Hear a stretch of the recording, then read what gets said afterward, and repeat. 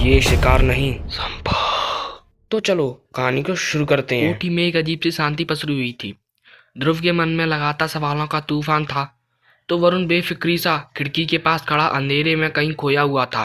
तो नीचे हॉल में कार्तिक, अमन और आर्यन अब भी जागे हुए थे, लेकिन उन तीनों ने एक दूसरे से एक शब्द भी नहीं कहा।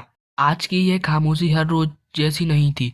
ये वो शांति थी जो बताती है कि कहीं ना कहीं कुछ बहुत बड़ा होने वाला है। ध्रुव को इतना तो पता था कि घाट पर डायन को मारने की तैयारी थी, तो वहीं कालगांव की हवेली में भी बेजोड़ खामोशी फैली हुई थी। रमा और रामेश्वर अभी तक लौटे नहीं थे। अमर सिंह अपने कमरे में था और लल्लू हवेली से बाहर था। तभी अचानक अमर सिंह के कमरे का दरवाजा खुला। हमेशा की तरह उसने लाल कुर्ता और सफेद धोती पहनी हुई थी, लेकिन आज उसके माथे पर लाल तिलक नहीं था। पहले अमर सिंह बाहर देखता है तो पूरी हवेली एकदम सुनसान थी। उसके चेहरे पर धीरे से एक खतरनाक मुस्कान तैरने लगी, मानो इतने दिनों से इसी मौके का इंतजार था। अमर सिंह सीढ़ियों से उतरता है, बाएं मुड़ता है और लंबे गलियारे से गुजरते हुए एक कमरे के सामने आकर रुक जाता है। कमरे का दरवाजा बंद था, पर अंदर से कुंडी नहीं लगी थी, जिसका आवाज अमर सिंह को होते ही उसके होठों पर एक टेढ़ी सी मुस्कान उभर आई। अपनी टेढ़ी मुस्कान के साथ बिना किसी झिझक के अपने दोनों हाथों से दरवाजा खोल देता है।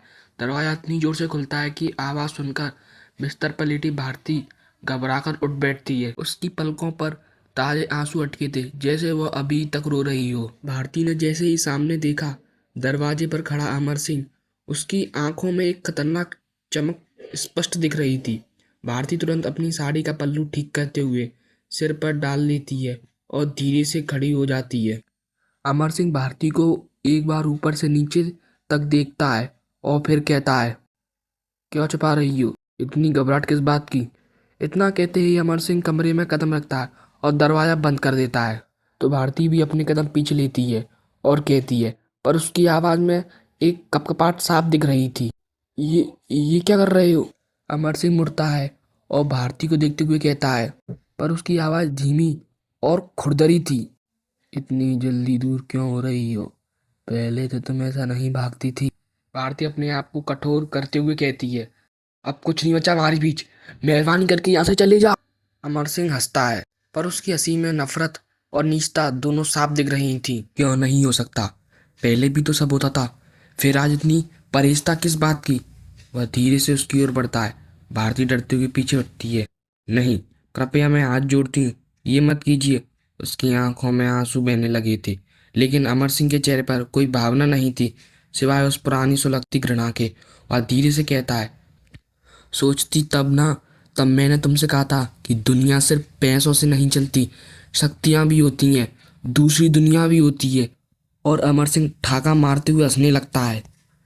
मैं तो तुम्हें वहाँ की रानी बनाने वाला था, पर तुमने इस घर को चुना, पैसे को चुना, और जब यहाँ कुछ नहीं मिला तो तुम सीधे उस धनराज के पास जा पहुंची।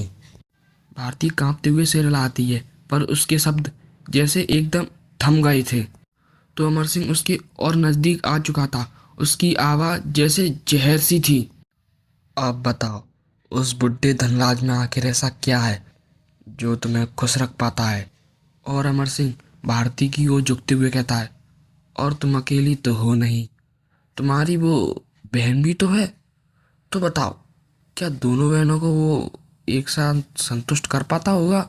कमरे का माहौल एकदम गर्म हो चुका था।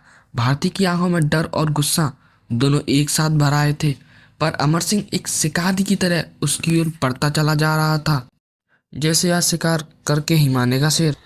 भारती जमीन पे घुटनों के बल बैठते हुए कहती है, मुझे बख्श दो, मुझे अकेला छोड़ दो, मुझे कुछ नहीं चाहिए, ना पैसा न ताकत।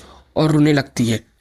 पर अमर सिंह अपने आप को ऐसे दिखाता जैसे उसे भारती पर तरस आ रहा हो, पर उसका मजाक बनाते हुए कहता है, तुम इंसानों में यही कमी तो होती है कि तुम मेरी बात मानती नहीं। और वो वरुण आंख बंद करके मेरी सारी बातों को सच मान लेता है। कितना फर्क है ना? बहुत फर्क है, बहुत। पर आज नहीं, आज नहीं, आज तो मैं अपनी संतुष्टि के लिए आया हूँ। तुझे ज्यादा मेहनत नहीं करनी पड़ेगी, सब मैं खुद कर लूंगा। और अमर सिंह हंसने लगता है और कहता है, मुझे पता है कि अगर मैंने शुरू कर दिया तो उसमें तुम मेरा साथ जरूर दोगी, क्योंकि तुम्हारा भी तो उसमें कहीं ना कहीं। इतना कहने के बाद अमर सिंह के चेहरे पर एक टेढ़ी या तिरछी लेकिन खतरनाक वाली मुस्कान आ जाती है।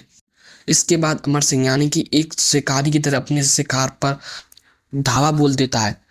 शिकार पहले फड़फड़ाता है, अपने आप को बचाने की कोशिश करता है, लेकिन बेचारा शिकार यानी कि भारती बच नहीं पाती और अमर सिंह उसका शिकार करना शुरू कर देता है।